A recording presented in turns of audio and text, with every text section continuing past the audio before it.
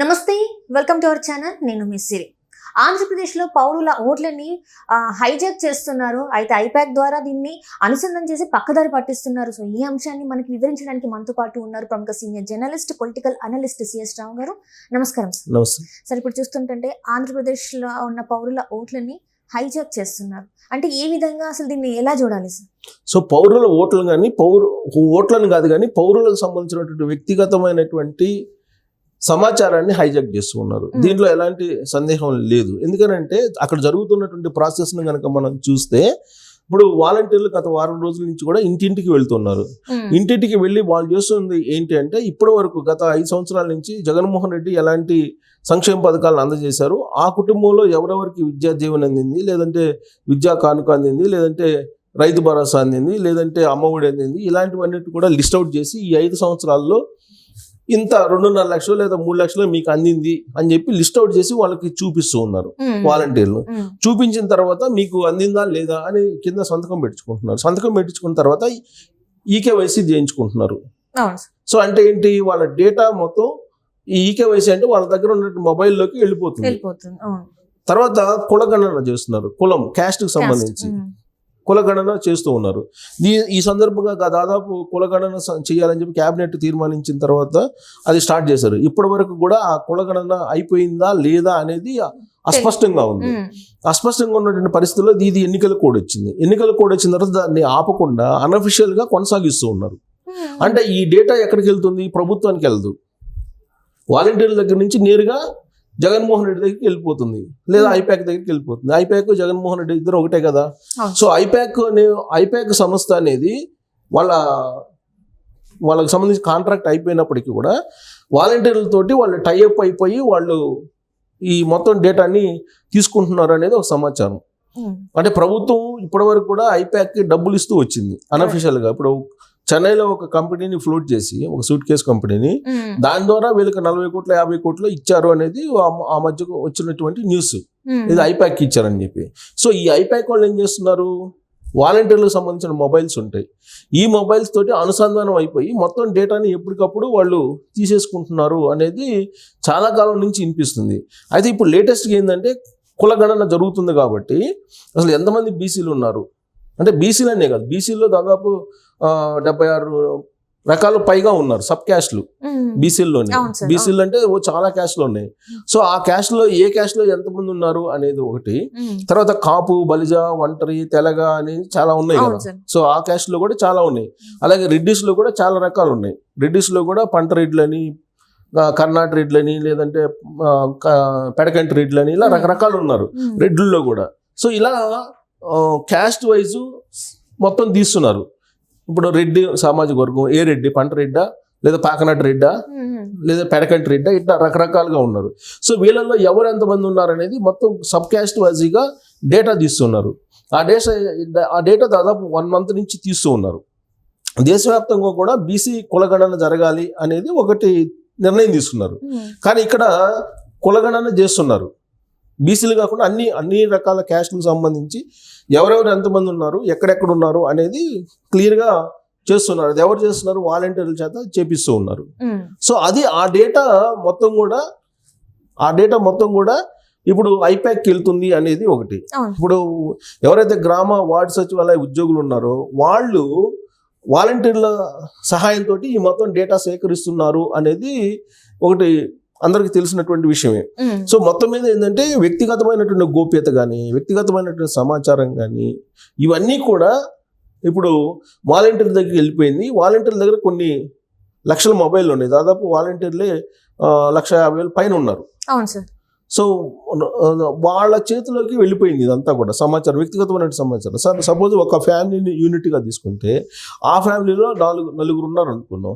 ఈ నలుగురికి సంబంధించి వాళ్ళ ఏజ్, వాళ్ళ ఏ క్యాస్టు, వాళ్ళకి ఏమేమి స్కీమ్స్ అందుతున్నాయి, తర్వాత వాళ్ళ పిల్లలు ఏం చేస్తున్నారు, ఏ వయసు వాళ్ళు ఎక్కడ ఉంటున్నారు, ఇక్కడ ఉంటున్నారా, వేరే ప్రాంతంలో చదువుకుంటున్నారా, ఇవన్నీ మొత్తం సమగ్రమైనటువంటి మొత్తం డేటాని తీసేసుకున్నారు. గతంలో కూడా కేసీఆర్ తొలి రోజుల్లో ముఖ్యమంత్రి అయిన తర్వాత ఇక్కడ చేశారు. సమగ్ర సర్వే అని చెప్పి ఒకటి చేశారు తెలంగాణలో కూడా సమగ్ర సర్వే అని చెప్పి చేసి ఏ క్యాస్ట్లో ఎవరెవరు ఎంతమంది ఉన్నారు ఎక్కడెక్కడ ఉన్నారు మొత్తం డేటా తీసేసుకుని ఆయన పెట్టేసుకున్నారు. ప్రభుత్వానికి సంబంధం లేకుండా ఆయన పర్సనల్ దగ్గర ఉంది, దాన్ని ఇంతవరకు బయట పెట్టాల. అలాగే జగన్మోహన్ రెడ్డి కూడా కులాల పరంగా మొత్తం ఎంతమంది ఎక్కడెక్కడ ఉన్నారు అనేది మొత్తం తీసుకొని ఆ డేటాని హైజాక్ చేశారు అనేది ఇప్పుడు వినిపిస్తుంది.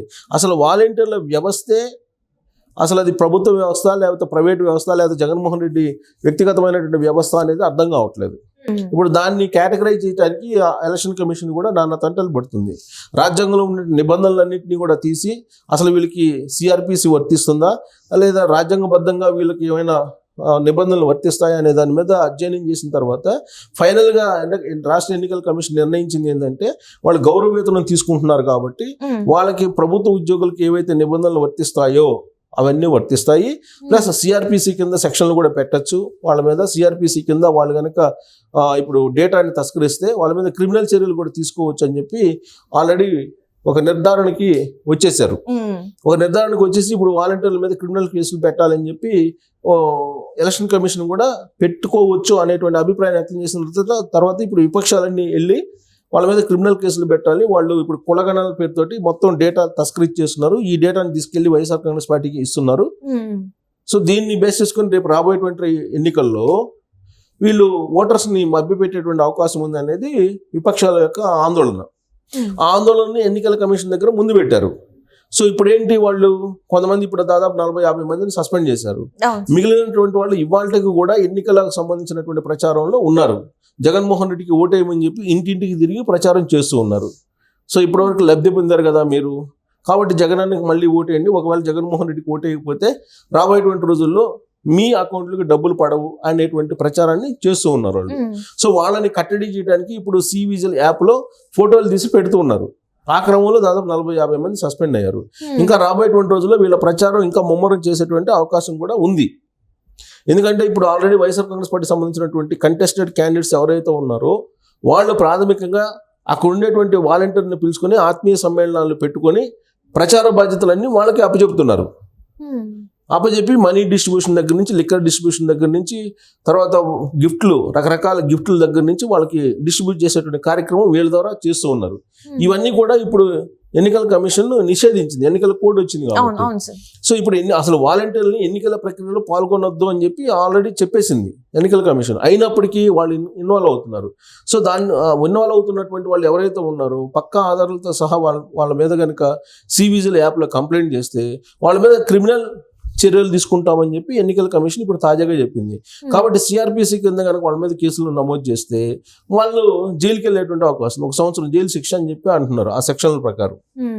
సో ఇదంతా ఒక ఎత్తు అయితే ఇప్పుడు అసలు ఈ డేటాని కనుక వాళ్ళు తస్కరించినట్టు ప్రూవ్ చేయగలిగితే, ఇప్పుడు వాళ్ళు ఆ డేటాను దొంగిలించారని చెప్పి చెప్తున్నారు కానీ దాన్ని ప్రూవ్ చేయాలి. ప్రూవ్ చేయగలిగితే మాత్రం వాళ్ళు ఖచ్చితంగా వాళ్ళ మీద క్రిమినల్ యాక్షన్ తీసుకునే అవకాశం ఉంటుంది. నిజంగానే జైలుకి పంపించవచ్చు. ఎందుకంటే కులగణన చేస్తున్నారు, వాళ్ళ డేటా వాళ్ళ దగ్గర ఉంది, మొబైల్స్ వాళ్ళ దగ్గర ఉన్నాయి. మొబైల్స్ని ఎందుకు తీసుకోవట్లేదు? ఇప్పుడు మొబైల్స్ని అసలు మొత్తం హ్యాండ్ ఓవర్ చేసుకోవాలి ఎలక్షన్ కమిషన్. ఇప్పుడు డిమాండ్ కూడా అదే, Telugu Desam party, Janasena, BJP demand కూడా అదే, వాళ్ళ దగ్గర ఉన్న మొబైల్స్ హ్యాండ్ ఓవర్ చేసుకోమని. ఇప్పటివరకు హ్యాండ్ ఓవర్ చేసుకోలేదు. ఇప్పుడు ఐప్యాక్ అనుసంధానం అయింది, ఐప్యాక్ వాళ్ళు అనుసంధానం చేస్తున్నారు ఆ మొబైల్స్ని. సో వాటిని బేస్ చేసుకొని వాళ్ళని ప్రొవోక్ చేయడానికి రేపు ఎలక్షన్ టైంలో వాళ్ళని మభ్యపెట్టడానికి లేదంటే వాళ్ళకి తాయిలాలు ఇవ్వడానికి దీనికి వ్యక్తిగతమైనటువంటి ఇన్ఫర్మేషన్ తీసుకున్నారు. సో వ్యక్తిగతమైన ఇన్ఫర్మేషన్ తీసుకున్నప్పుడు ఏమవుతుంది, మొత్తం వాళ్ళ యొక్క వ్యక్తిగతమైన స్వేచ్ఛ అంతా పోతుంది. వాళ్ళ మీద రైట్ చేసే అవకాశం ఉంది. మొత్తం నీకు సంబంధించిన ప్రైవేట్ ఇన్ఫర్మేషన్ అంతా తెలిసింది అనుకోండి, అప్పుడు నీ మీద రైట్ చేస్తారు, సహజంగా రైట్ చేసేటువంటి అవకాశం ఉంది కదా. సో అలాంటి పరిస్థితి ఏర్పడింది. జగన్మోహన్ రెడ్డి ఈ సమాచారం మొత్తాన్ని హైజాక్ చేశారు అనేటువంటి అభిప్రాయంతో ఇప్పుడు తెలుగుదేశం పార్టీ కూడా ఉంది.